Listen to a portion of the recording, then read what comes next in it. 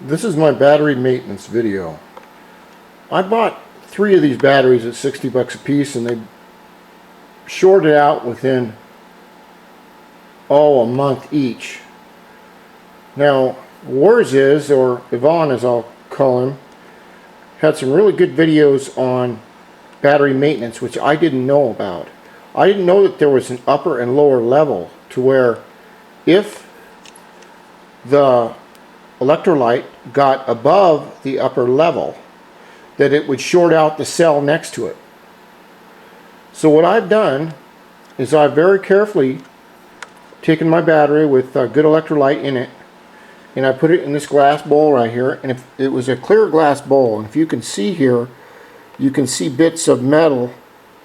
That's probably where the acid has corroded the plates inside here. And what I'm hoping is that if I put in the acid, which has been sitting overnight in the battery on a charger, if I fill this up to exactly a little bit more than that lower level, because maybe there was an idiot down at the Honda shop that did it, because he charged it and maybe he didn't know what he was doing. So I'm going to put, using this little baby earwax dealie, I'm going to nice and carefully drop the acid in here to the level that it should be at. Then I'm going to recharge it with my 2 amp charger and see if I still get the cell shorted out message on my electric charger. So I'm going to fill it up right now, and then we'll take it from there.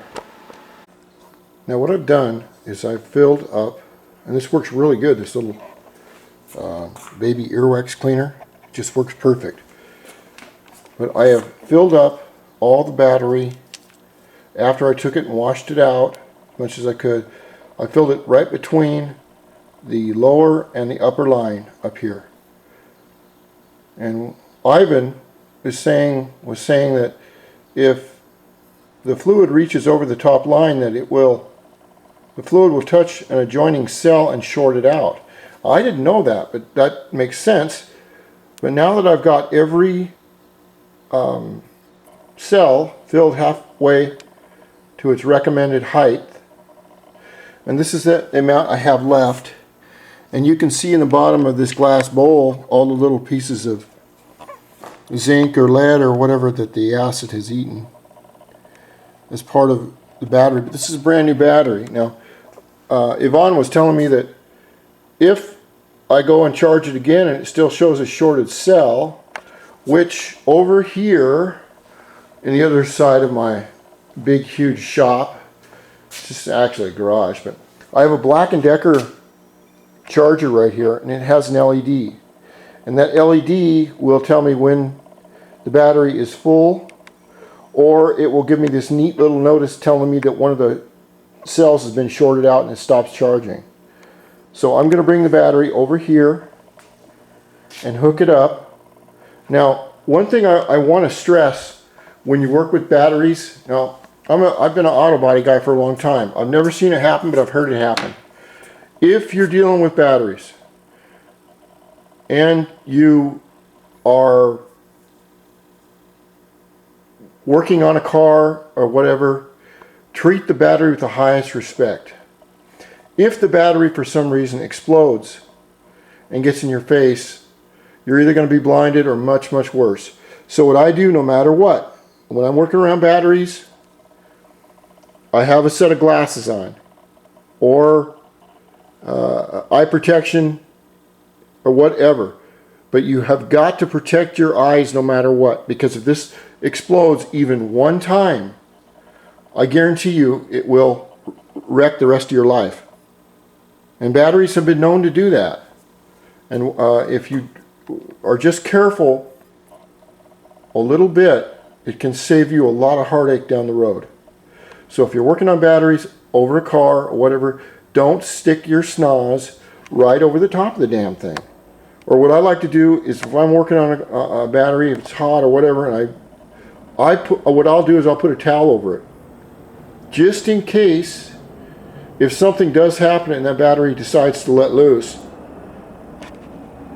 that a lot of it will be absorbed into the towel instead of into your face and chest area. Okay, now I'm going to take the battery here and I'm going to be very careful with it, even though it's cool. You don't want to work around a hot battery. Remember, it lets off sulfuric acid fumes. And these fumes, if you're in an enclosed space without a window open, if you're in an enclosed space, it's kind of heavy. I'm going to put it down right there. And there's my charger. But if you're in an enclosed space, then you should always keep a window open. I've seen guys that charged batteries in Volkswagens and they left all the windows up and they went to open the doors of the car and they were all see if I can do this here. You got to remember, you got to place them on your correct terminals. That's why I put a little bit of red paint right there. I sanded these off. Now the charger is off. Always leave the damn thing off until you absolutely get ready to work on it. Okay, there's your positive and here's your negative. And you might want to put a little towel around the base of the battery. And I've also heard keep your batteries off the ground, off the concrete, because it leaches into the concrete. The current does. I don't know how that works, but I'm going to hook up this battery charger and we're going to take a look at it. It should tell me, it'll tell me how much amps it's charging, which I'm not an electrical expert on this. There we go. Oh! Out. Know where to put these on in the bike, because when the hose gets clamped on, and we're going to push battery type, it's wet.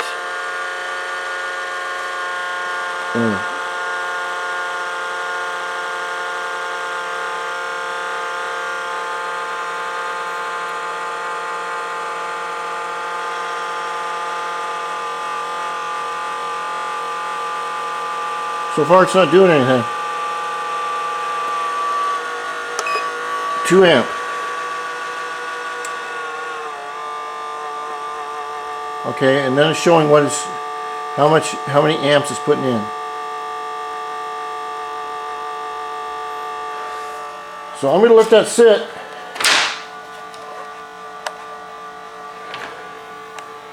And see what happens. I don't like to get near any batteries when they're charging.